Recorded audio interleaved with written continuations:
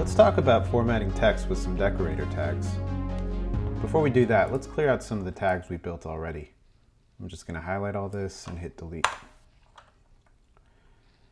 Let's start by just typing out some paragraphs with the intention of what we're going to do to each one. This will be bold. This will be italic. This will be underlined. And this will have a strike through it. All right.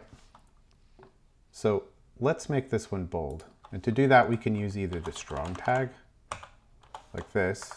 And again, I'm just going to copy the close tag to the end here. So we can use either the strong tag or we can use the bold tag. It's a little bit more modern practice to use the strong tag. So we're going to go with that. So let's save this and see how that looks.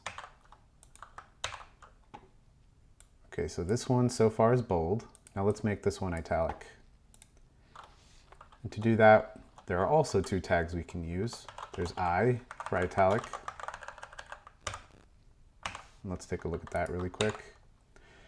And then the more modern equivalent that people use more frequently is the EM tag, which stands for emphasis. Let's save that and see how it looks. Looks exactly the same. Next, let's underline this text. For that, we use the U open and close tag.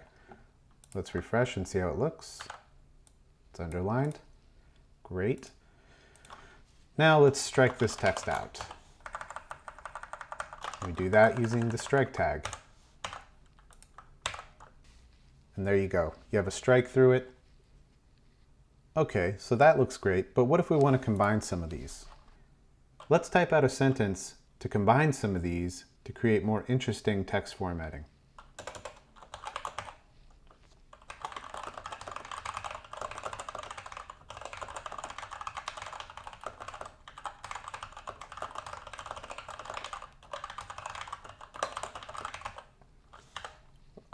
Let's turn on word wrap.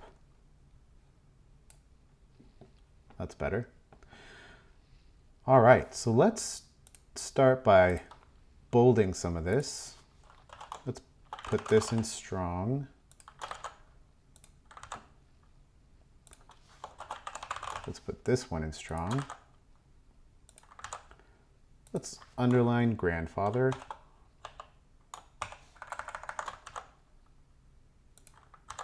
And let's make it strong. Note that we have to open and close tags in the order they're created in, or rather in the reverse order. So if we start with strong, we have to end with strong. All right, let's put a strike through screaming.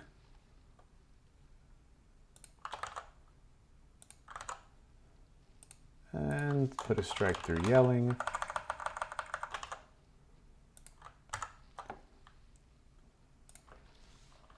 Let's see. And we can underline the whole thing. Wait, have we underlined? And we can make the whole thing italic.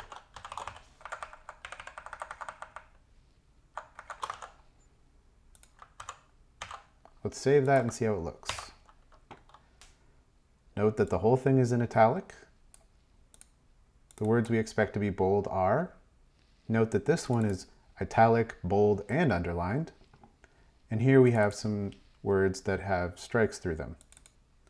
Now, another thing to note is that you can use things like inline text formatters to color your text and change the font.